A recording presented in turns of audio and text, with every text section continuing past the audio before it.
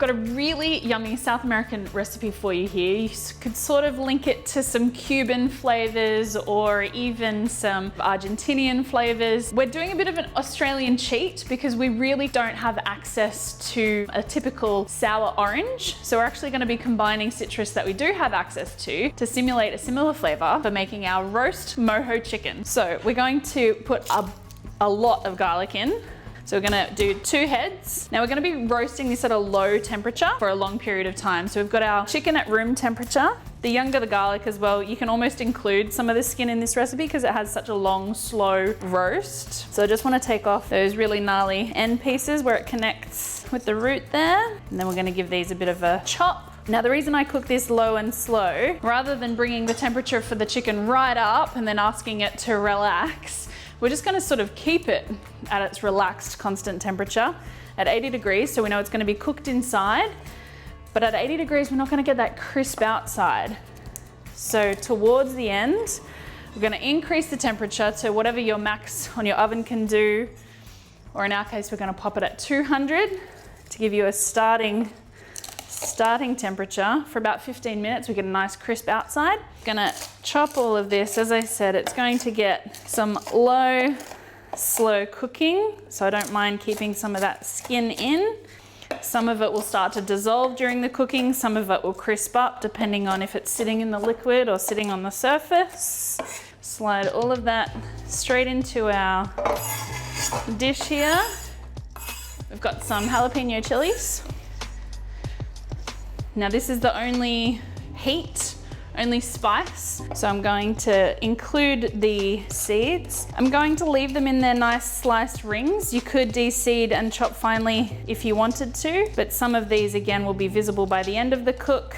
This is already smelling so good just with the garlic and chili. Now we've got some fresh oregano.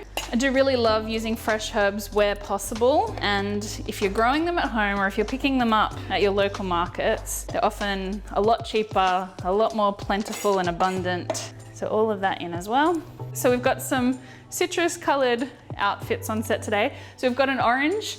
We're sort of zesting and juicing about 5 oranges, 3 to 4 lemons, depending on how juicy they are, how zesty they are.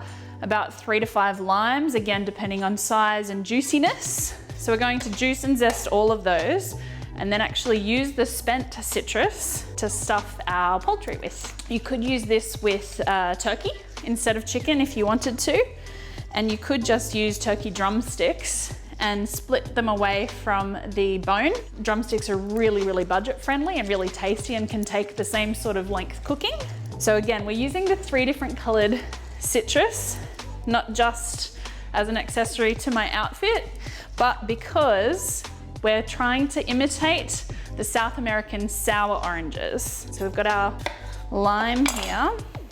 So if you had access to those, or if you're amazingly growing them yourself, you could just use that.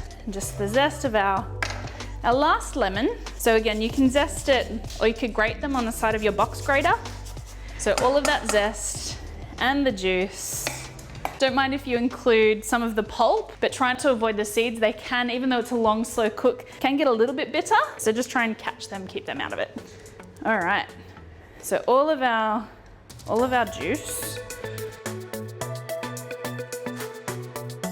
So we've got our garlic, our oregano, our jalapeno. Now we're putting in all of our zest. So the rest of our lemon zest, our lime zest, our orange zest. And look at these oranges. They were just so full of all of those beautiful essential oils and really juicy, which is just flavor, flavor, flavor. Then we have our lime juice, our lemon juice, and our orange juice. So this might seem like a really, really sort of wet base, but we are cooking it low and slow, and we want to be able to sort of have at least 1/2 of the chicken almost nestled, swimming in this. So we're only gonna flip it once during that long cook.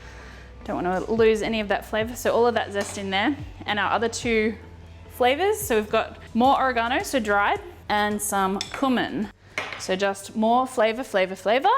As soon as the citrus hits those dried spices, they just come alive, which is a nice little preview of all the good aromas to come. So we're going to bring our chicken over. So we're going to place it straight into this sauce. or marinade. Now I'm going to use our spent citrus from earlier. We're going to stuff the chicken with that so that it is receiving flavor on all sides and inside, which is also going to help keep it moist. But you also might find that what we couldn't get out in the juicer or the zest may be worth squeezing over as well. I actually want to start roasting it breast side down because we want to finish with breast side up. So I'm going to make sure that there's enough of these flavors. I'm just going to tuck the wings under the body so that they are also coming in contact with all of the juiciness that is this amazing marinade. Now you can see it's quite chunky. If you wanted it fine, absolutely put it into a food processor or even a mortar and pestle. Because I know it's going in low and slow, I'm quite happy for it to be quite chunky.